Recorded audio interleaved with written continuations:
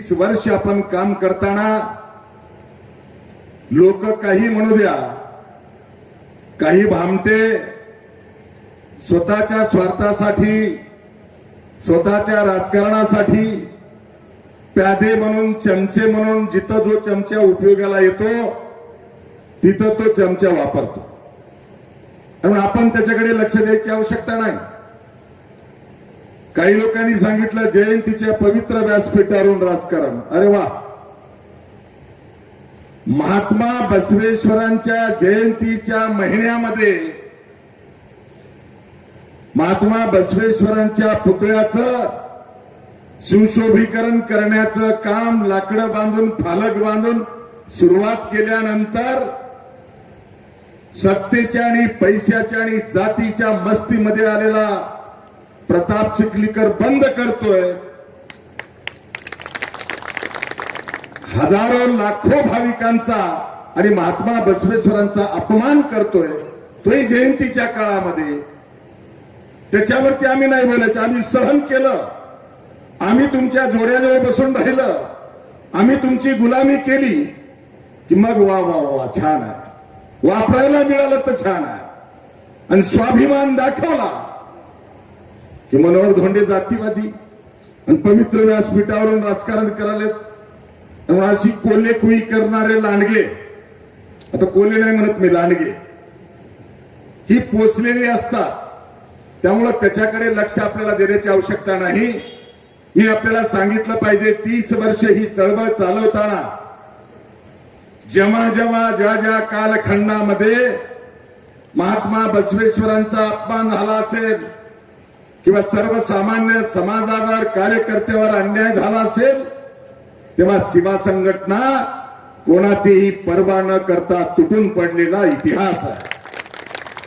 उदाहरण म्हणून सांगायला हरकत नाही.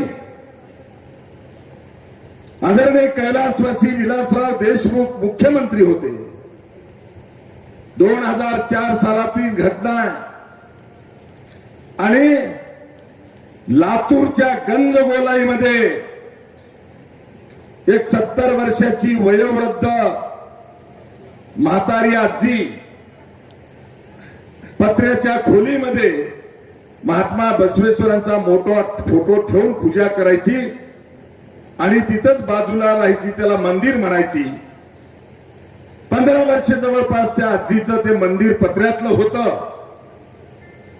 आणि योगायोग आदरणीय विलासराव देशमुख मुख्यमंत्री, दिलीपराव देशमुख विधान परिषदेचे आमदार आणि दिलीपराव देशमुखांनी कॉम्प्लेक्स उभा केलं, दुकानांचं कॉम्प्लेक्स बांधलं आणि त्यांच्या कॉम्प्लेक्सला जायला रस्ता नाही म्हणून त्यांनी त्या पत्र्यातलं, त्या आजीचं पत्र्यातलं मंदिर काढून टाकलं. मी साधी घटना सांगायला तुम्हाला. त्याला असं वाटलं नाही या म्हातारीकडे कोण येणार आहे. तिचं 10 बाय 10चं पत्र्यातलं मंदिर हे काढून टाकलं आणि हा विषय शिवा संघटनेकडे आला. बांधवानो, कैलासवासी विलासराव देशमुख मुख्यमंत्री होते, ते कोण्या पक्षाचे होते, कोण्या जातीचे होते हे आपण बघितलं नाही, पण महात्मा बसवेश्वरांच्या मंदिराला हटवलं. त्यामुळं शिवा संघटना रस्त्यावर उतरली. किती दिवस? 15 दिवस शिमग्याचा काळ होता. मुख्यमंत्री असताना विलासराव देशमुखांच्या विरोधामध्ये बोंबले आंदोलन पंधरवाडा आपण चालवला. त्याला नाव दिलं होतं बोंबले आंदोलन पंधरवाडा. ठिकठिकाणी रस्ता रोको करायचा आणि विलासरावच्या नावाने बोंब मारायची.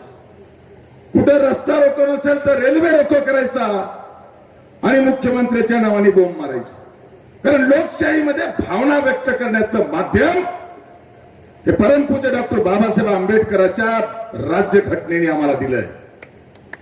लोकभावना ही मांडण्याचं व्यासपीठ आहे. आणि प्रसंग आला की आम्ही छोटी आंदोलनं करून दखल घेतली जात नाही म्हणल्यानंतर समारोपाला मी मोर्चा जाहीर केला.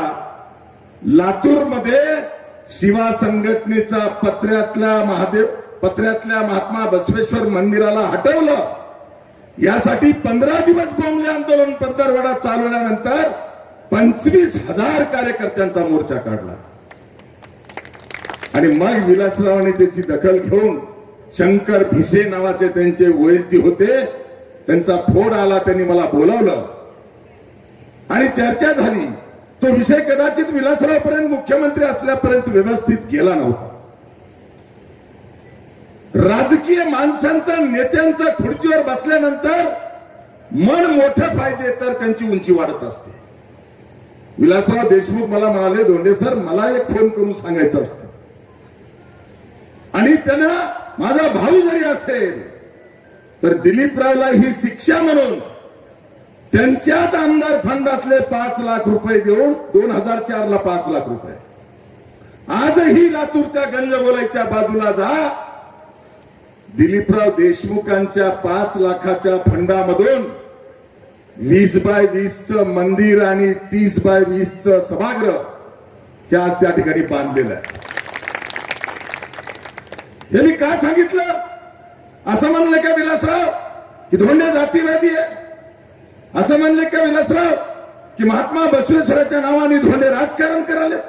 जर एखादा लोकप्रतिनिधी स्वतःला आमदार बनवून घेत असताना महामानवाच्या बाबतीमध्ये जर द्वेषभाव ठेवत असेल, महामानवाचा जयंतीच्या काळामध्ये कधी यांनी महात्मा बसवेश्वरांना हार तर घातलाच नाही, पण अपमान करत असेल तरी आम्ही मला सहन करावं. यांनी कसं एक नाचलं तरी आम्ही सहन करावं, तर आम्ही चांगले. आणि त्याच्या विरोधात आम्ही बोललो की मग आम्ही जातीवादी, मग आम्ही राजकारण करायला.